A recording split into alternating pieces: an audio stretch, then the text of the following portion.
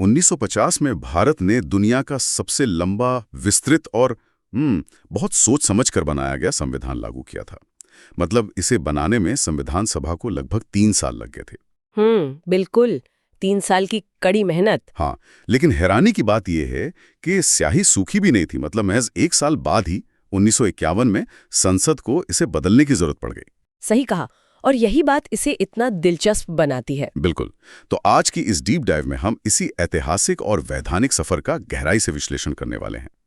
हमारी चर्चा का पूरा आधार लूसेंट की पुस्तक का वो अत्यंत महत्वपूर्ण विषय है जो प्रतियोगी परीक्षाओं की जान है। हाँ, और जो भी छात्र यूपीएससी, बीपीएससी, एसएससी या फिर रेलवे, दारोगा और बिहार पुलिस की तैयारी कर रहे हैं, उनके लिए ये टॉपिक बहुत ही ज्यादा महत्वपूर्ण है। एकदम सही। और हमारा लक्ष्य आज इन संशोधनों के सिर्फ साल या फैक्ट्स को रटना नहीं है, बल्कि हम इसे समझ समझ के डिकोड करेंगे। आज हम बात करेंगे संविधान के पहले 5 संशोधनों की, जो 1951 से 1955 के बीच हुए। तो शुरुआत करते हैं इस नैरेटिव हुक से कि आखिर एक परफेक्ट माने जाने वाले संविधान में इतनी जल्दी क्या व्यवहारिक कठिनाइयां आ गईं? मुझे लगता है पहले संशोधन से ही इसकी कहानी शुरू होती है। बिल्कुल। इस टकराव की जड़ें ना उस वक्त की भारत की जो सामाजिक और आर्थिक स्थिति थी उसमें छिपी थी। देखिए, संविधान निर्माताओं ने जब ये दस्तावेज तैयार किया तो उन्होंने नागरिकों को कई मौलिक अधिकार दिए। जैसे समानता का अधिकार और संपत्ति का अधिकार। एग्जैक्टली। संपत्ति का अधिकार एक बहुत बड़ा मुद्दा था, क्योंकि दूसरी ओर सरकार के सामने एक बहुत बड़ी जिम्मेदारी खड़ी थी। देश से जमींदारी प्रथा को खत्म करना था और भूमि सुधार लागू करने थे। मतलब सरकार चाहती थी कि जिनके पास हजारों एकड़ जमीनें हैं, उनसे अतिरिक्त जमीन लेकर गरीब किसानों में बांटी जाए। हाँ, लेकिन जैसे ही सरकार ने भूमि सुधार कानून बनाए तो जमींदारों ने क्या किया? उन्होंने सीधे न्यायालयों का दरवाजा खटखटाना शुरू कर दिया। अरे वाह! उन्होंने संविधान के अनुच्छेद 31 में दिए गए संपत्ति के अधिकार का हवाला दिया। और न्यायालयों का काम तो लिखित संविधान की रक्षा करना है। तो अगर संविधान खुद कह रहा है कि संपत्ति का अधिकार एक मौलिक अधिकार है, तो जाहिर है अदालतें तो उन भूमि सुधार कानूनों को संवैधानिक घोषित कर ही देंगी। बिल्कुल। और यही हो भी रहा था उस वक्त। पटना हाई कोर्ट जैसे कई न्यायालयों ने सरकार के भूमि सुधार कानूनों पर सीधे रोक लगा दी थी। मतलब सरकार के सामने तो एक अजीब सा संकट खड़ा हो गया होगा। बहुत बड़ा संकट था। एक तरफ राज्य के नीति निर्देशक तत्व थे जो कह रहे थे कि भाई एक लोक कल्याणकारी राज्य बनाना है, और दूसरी तरफ मौलिक अधिकार थे जो व्यक्तिगत संपत्ति की रक्षा कर रहे थे। तो इस गतिरोध को तोड़ने के लिए तत्कालीन प्रधानमंत्री जवाहरलाल नेहरू की सरकार ने 1951 में संविधान का पहला संशोधन पेश किया। अच्छा, तो इसी वजह से पहला संशोधन आया। हाँ, और इस संशोधन के माध्यम से संविधान में 2 नए अनुच्छेद जोड़े गए, 31A और 31B। और इसके साथ ही एक नई अनुसूची जोड़ी गई जिसे हम 9वीं अनुसूची या 9th शेड्यूल कहते हैं। 9वीं अनुसूची का जो ये कॉन्सेप्ट है ना, प्रतियोगी परीक्षाओं के दृष्टिकोण से ये बेहद दिलचस्प है। बहुत ज्यादा। अगर हम इसे एक वैधानिक दृष्टिकोण से देखें या एक एनालॉजी के तौर पर समझें, तो क्या ये ऐसा था जैसे मान लीजिए एक नया घर बनाया गया हो, लेकिन पहले दिन एहसास हुआ कि सुरक्षा के लिए एक बाउंड्री वॉल और एक ऐसी तिजोरी की जरूरत है जिसे घर का इंस्पेक्टर, मतलब कि सुप्रीम कोर्ट, वो भी खोल कर ना देख सके। ये बहुत ही सटीक एनालॉजी है। वो तिजोरी असल में 9वीं अनुसूची ही थी। इसका मुख्य उद्देश्य यही था कि जो भी भूमि सुधार या जमींदारी उन्मूलन कानून इस अनुसूची के भीतर डाल दिए जाएंगे ना, उन कानूनों की सर्वोच्च न्यायालय या कोई भी अन्य न्यायालय न्यायिक समीक्षा मतलब जुडिशियल रिव्यू नहीं कर सकेगा। बाप रे, ये तो एक बहुत बड़ा कदम था। मतलब एक नवजात लोकतंत्र में कार्यपालिका और विधायिका ने न्यायपालिका के हस्तक्षेप करने की शक्ति को ही एक दायरे से बाहर कर दिया था। बिल्कुल। इसे उस समय की राजनीतिक मजबूरी माना गया।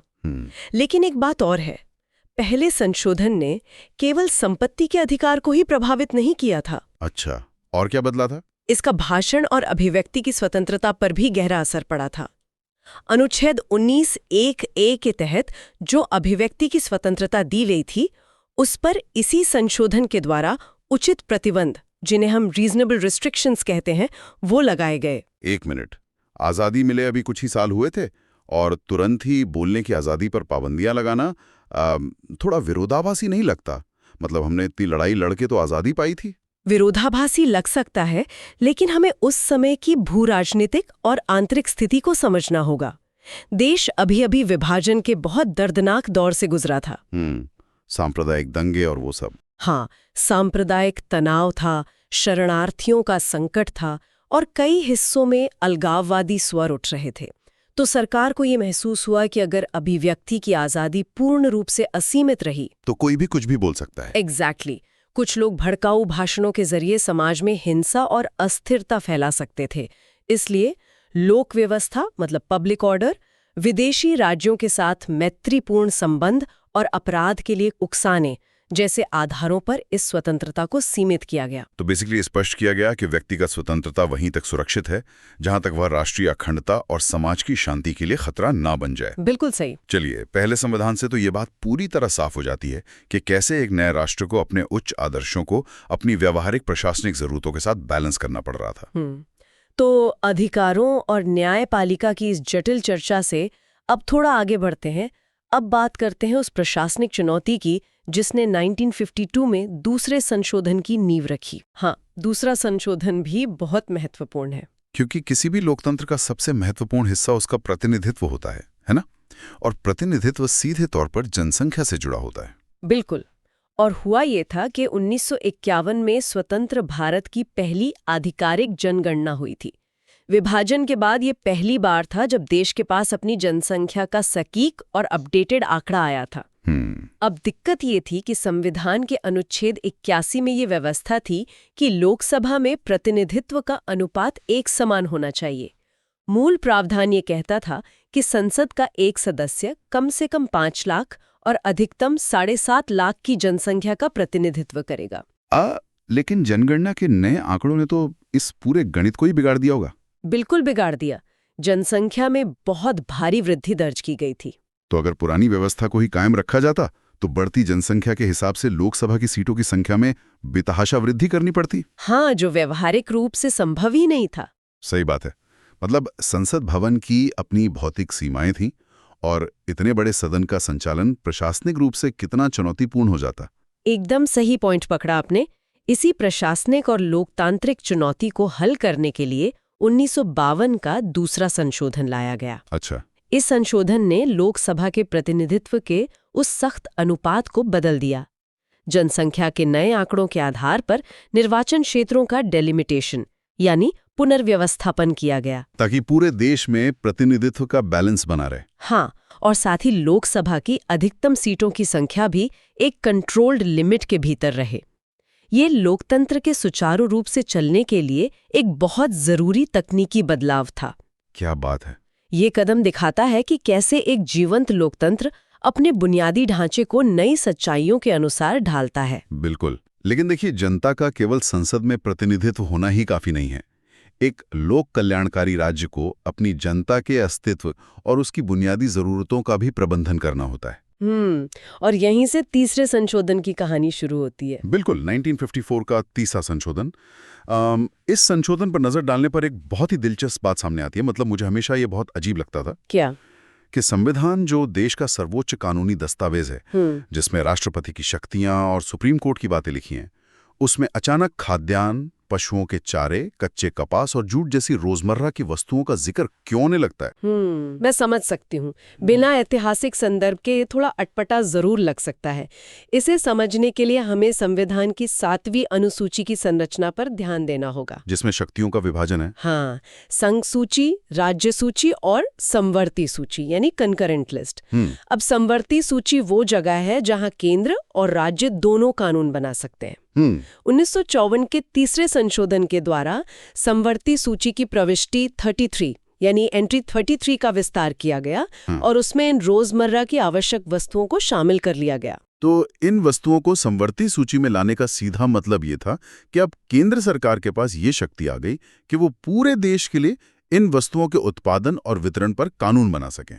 एग्जैक्टली। और इसके पीछे कारण क्या था? द्वितीय विश्व युद्ध और बंगाल के अकाल की वो भयावह स्मृति। वो उस समय की नीति निर्माताओं के जहन में एकदम ताज़ा थीं। हाँ, वो दौर बहुत मुश्किल था भारत के लिए। भारत उस वक्त एक गंभीर आर्थिक संकट और खाद्यान्न की कमी का सामना कर रहा था। अगर राज्यों के भरोसे इन चीजों को छोड़ दिया जाता तो एक राज्य से दूसरे राज्य में अनाज की आवाजाही बाधित हो सकती थी। बिल्कुल, और जो मुनाफाखोर और जमाखोर हैं, उनके द्वारा बाजार में कृत्रिम कमी मतलब आर्टिफिशियल शॉर्टेज पैदा करके महंगाई बढ़ाने का भी बहुत बड़ा खतरा था। सही कहा।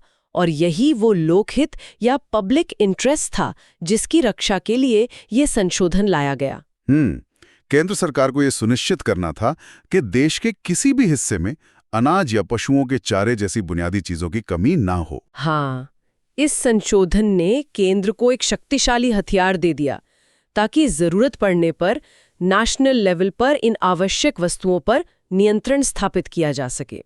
ये एक नवजात राष्ट्र को भूखमरी से बचाने की रणनीतिक आवश्यकता थी। वाह! आवश्यक संसाधनों पर नियंत्रण स्थापित करने के बाद राष्ट्र निर्माण की प्रक्रिया में एक और बड़ी बाधा सामने खड़ी थी, जो सीधे तौर पर इंफ्रास्ट्रक्चर डेवलपमेंट से जुड़ी थी।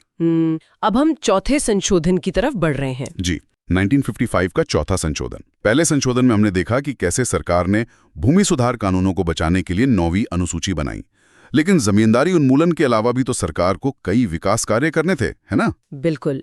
रेलवे लाइनें बिछाना, बांध बनाना, अस्पताल और उद्योग स्थापित करना, और इन सब कामों के लिए चाहिए थी जमीन। और जब सरकार लोकहित में किसी निजी संपत्ति का अधिग्रहण करती है तो संविधान के तहत उसे संपत्ति के मालिक को क्षतिपूर्ति मतलब मुआवजा या कॉम्पेंसेशन देना होता है। हाँ, लेकिन समस्या इस बात पर खड़ी हुई कि ये क्षतिपूर्ति की राशि क्या होनी चाहिए। उच्चतम न्यायालय ने कई फैसलों में ये व्याख्या कर दी कि क्षतिपूर्ति का अर्थ है संपत्ति का बाजार मूल्य यानी मार्केट वैल्यू। ओहो, मतलब जो मार्केट रेट चल रहा है सरकार को वही देना पड़ेगा। जी, लेकिन एक ऐसे देश के लिए जो अभी अभी आज़ाद हुआ है, जिसकी अर्थव्यवस्था संघर्ष कर रही है, उसके लिए हर अधिग्रहित जमीन के लिए बाजार दर पर मुआवजा देना आर्थिक रूप से तो असंभव था। एकदम असंभव। अगर सरकार सारा पैसा मुआवजे में ही खर्च कर देती तो फिर जो पंचवर्षीय योजनाएं थीं और विकास परियोजनाएं थीं, उनके लिए धन कहां से आता? सही बात है। तो फिर इस आर्थिक संकट को कैसे टाला गया? इसी को टालने के लिए 1955 में चौथा संशोधन पारित किया गया। इस संशोधन ने एक बहुत ही कड़ा वैधानिक बदलाव किया। क्या बदलाव किया? इसने ये स्पष्ट कर दिया कि यदि राज्य लोकहित में किसी निजी संपत्ति का अधिग्रहण करता है तो उसके लिए दी जाने वाली क्षतिपूर्ति की मात्रा तय करने का अंतिम अधिकार विधानमंडल के पास होगा। अर्थ की परीक्षा करने का अधिकार ही छीन लिया गया कि दी गई क्षतिपूर्ति पर्याप्त है या नहीं। यानी अगर मैं इसे आसान भाषा में कहूं तो अगर सरकार लोकहित में आपकी जमीन लेती है तो वो जो भी मुआवजा तय करेगी, आप उसके खिलाफ अदालत में जाके ये नहीं कह सकते कि भाई मुझे पैसे कम मिले। बिल्कुल, आप अदालत नहीं जा सकते इस आधार पर। वैधानिक दृष्टिकोण से तो ये एक बहुत ही शक्तिशाली कदम था। मतलब पहले संशोधन ने कानूनों को न्यायिक समीक्षा से बाहर किया था और चौथे संशोधन ने मुआवजे की पर्याप्तता के मुद्दे को ही न्यायालय के दायरे से पूरी तरह बाहर कर दिया। और चौथे संशोधन ने केवल मुआवजे के नियम ही नहीं बदले, बल्कि 9वीं अनुसूची का भी विस्तार किया। कई और कानूनों को उसमें डालकर न्यायिक सुरक्षा दे दी गई। तो यहाँ व्यक्तिगत संपत्ति के अधिकार पर सार्वजनिक कल्याण की स्पष्ट जीत दिखाई देती है। हाँ, ये उस दौर की समाजवादी नीतियों की दिशा में एक बहुत बड़ा और आक्रामक कदम था। अब राज्य के पास विकास के लिए संसाधन जुटाने में कोई बड़ी कानूनी बाधा नहीं बची थी। चलिए, संपत्ति और संसाधनों के इस व्यापक एकत्रीकरण के बाद एक और बुनियादी ढांचा था जिसे पुनर्व्यवस्थित करने की तत्काल आवश्यकता थी, और वो था भारत का आंतरिक राजनीतिक भूगोल। 1955 का 5वां संशोधन, राज्यों की सीमाओं और उनके पुनर्गठन का मुद्दा। बिल्कुल। तो मैं सोच रहा था कि स्वतंत्रता के बाद से ही देश के विभिन्न हिस्सों में भाषा के आधार पर नए राज्यों के गठन की मांग तो बहुत तेजी से उठी रही थी। हाँ, और दक्षिण भारत में तो ये आंदोलन काफी हिंसक भी हो चुका था। तो संविधान के अनुच्छेद 3 के तहत केंद्र सरकार या संसद को यह अधिकार तो है ही कि वो किसी भी राज्य का क्षेत्र बढ़ा सकती है, घटा सकती है या सीमाएं बदल सकती है। अधिकार तो है, लेकिन ये प्रक्रिया एक तरफा नहीं थी। संविधान में एक लोकतांत्रिक सुरक्षा उपाय रखा गया था। अच्छा, वो क्या था? इसके तहत राज्यों की सीमाओं को प्रभावित करने वाले किसी भी विधेयक को संसद में पेश करने से पहले राष्ट्रपति द्वारा संबंधित राज्य के विधानमंडल मतलब स्टेट लेजिस्लेचर के पास उनका विचार जानने के लिए भेजा जाना अनिवार्य था। मतलब पहले राज्य से पूछना पड़ेगा। हाँ, सिद्धांत रूप में ये एक बहुत अच्छी व्यवस्था थी जो हमारे संघीय ढांचे का सम्मान करती थी, लेकिन व्यवहार में इसमें एक बड़ी खामी निकल कर आई। और वो खामी क्या थी? खामी ये थी कि संविधान ने ये तो तय कर दिया कि राज्य विधानमंडल से राय लेनी है, लेकिन इसके लिए कोई टाइम लिमिट या समय सीमा निर्धारित नहीं की थी। ओहो, मतलब राज्य चाहे तो जवाब ही ना दे। एग्जैक्टली। इसका परिणाम ये हुआ कि यदि केंद्र सरकार किसी राज्य की सीमा बदलना चाहती है और उस राज्य की सरकार ऐसा नहीं चाहती, तो राज्य विधानमंडल उस प्रस्ताव को अनिश्चित काल तक अपने पास रोके रख सकता था। हाँ, ये तो एक प्रकार का पॉकेट वीटो हो गया ना। इसका इस्तेमाल राज्य सरकारें केंद्र के फैसलों को टालने के लिए कर सकती थीं। बिल्कुल, पॉकेट वीटो ही था। वो न तो सहमति देते थे और न ही असहमति। पूरी पुनर्गठन प्रक्रिया एक स्थायी डेडलॉक का शिकार हो जाती थी। और एक ऐसे समय में जब देश के भीतर भाषाई आधार पर राज्यों के पुनर्गठन को लेकर भारी दबाव था, इस तरह की प्रशासनिक देरी तो खतरनाक हो सकती थी। बहुत खतरनाक। और इसी समस्या को जड़ से खत्म करने के लिए 5वां संशोधन लाया गया। तो 5वें संशोधन ने इस डेडलॉक को कैसे तोड़ा? इस संशोधन के माध्यम से अनुच्छेद 3 में बदलाव किया गया और राष्ट्रपति को ये शक्ति दी गई कि वे राज्य विधानमंडल को अपना मत व्यक्त करने के लिए एक निश्चित समय सीमा दे सकें। अच्छा, मतलब अब एक टाइम लिमिट तय कर दी गई। हाँ, और यदि आवश्यक हो तो राष्ट्रपति इस समय सीमा को बढ़ा भी सकते थे।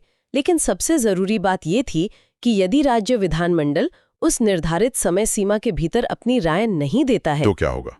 तो राष्ट्रपति की अनुमति से उस विधेयक को संसद में पेश किया जा सकता था। अरे वाह, मतलब अब कोई भी राज्य अपनी सीमाओं के पुनर्गठन की प्रक्रिया को अनिश्चित काल तक के लिए बंधक बनाकर नहीं रख सकता था। बिल्कुल, इस संशोधन ने राज्यों के पुनर्गठन की प्रक्रिया को स्पीड दी और केंद्र सरकार की शक्तियों को अधिक निर्णायक बना दिया। ये बहुत ही शानदार तरीके से डिजाइन किया गया था। अगर हम इन 5 संशोधनों के क्रम को ध्यान से देखें तो एक स्पष्ट वैचारिक और व्यावहारिक यात्रा दिखाई देती है। बिल्कुल। 1951 से लेकर 1955 तक के ये बदलाव महज कुछ कानूनी पन्नों को बदलना नहीं था। ये एक नए राष्ट्र के अस्तित्व और उसके विकास की आवश्यकताओं का दस्तावेजीकरण था। हाँ, और श्रोताओं, ये पूरी चर्चा इस बात को प्रमाणित करती है कि भारतीय संविधान कोई रुकी हुई या अपरिवर्तनीय किताब नहीं था। बिल्कुल नहीं। ये एक जीवंत दस्तावेज था, मतलब एक लिविंग डॉक्यूमेंट जिसने समय और परिस्थिति के अनुसार खुद को ढालने का असाधारण लचीलापन दिखाया, चाहे वो भूमि सुधारों के लिए न्यायिक समीक्षा को सीमित करना हो या फिर अकाल से बचने के लिए आवश्यक वस्तुओं पर नियंत्रण हो। और विकास कार्यों के लिए संपत्ति अधिग्रहण के नियमों को बदलना हो या फिर राज्यों के पुनर्गठन की प्रक्रिया का गतिरोध तोड़ना हो। हर संशोधन ने तत्कालीन चुनौतियों का सीधा उत्तर दिया, और जो भी परीक्षार्थी यूपीएससी, बीपीएससी, एसएससी या अन्य परीक्षाओं की तैयारी कर रहे हैं, उनके नजरिए से इस क्रोनोलॉजिकल एवोल्यूशन को समझना बहुत जरूरी है। बिल्कुल। तथ्यों को रटने के बजाय अगर इस बात को ध्यान में रखा जाए कि किस समस्या ने किस संशोधन को जन्म दिया, तो परीक्षा में किसी भी एनालिटिकल प्रश्न का उत्तर देना बहुत आसान हो जाता है। एकदम सही। तो अब इस डीप डाइव को समाप्त करते हैं, लेकिन जाने से पहले श्रोताओं के लिए एक विचारोत्तेजक प्रश्न छोड़कर जाते हैं। बताइए। शुरुआती संशोधनों में हमने साफ तौर पर देखा कि जब लोक कल्याणकारी नीतियां लागू करने और त्वरित विकास की बात आई, तो सरकार ने लोकहित के नाम पर न्यायपालिका की शक्तियों को सीमित करने में कोई संकोच नहीं किया। सही बात है, चाहे वो 9th शेड्यूल हो या मुआवजे की बात। हाँ, तो एक तरफ सरकार की नीतियां हैं जिन्हें जनता के एक बड़े वर्ग के हित में तुरंत लागू करना होता है, और दूसरी तरफ न्यायपालिका है जिसका मूल काम व्यक्तिगत अधिकारों और संविधान की रक्षा करना है। इन दोनों स्तंभों के बीच शक्ति का ये जो टकराव 1950 के दशक में शुरू हुआ था, क्या आज भी हमें अलग अलग रूपों में देखने को मिलता है? ये सोचने वाली बात है। ये एक ऐसा विषय है जिस पर आप सबको गहराई से सोचना चाहिए, क्योंकि यही वो द्वंद्व है जो किसी भी लोकतंत्र की जीवंतता को परिभाषित करता है। तो इसी विचार के साथ पढ़ते रहें और विश्लेषण की इस गहराई में उतरते रहें। आज की चर्चा में बस इतना ही।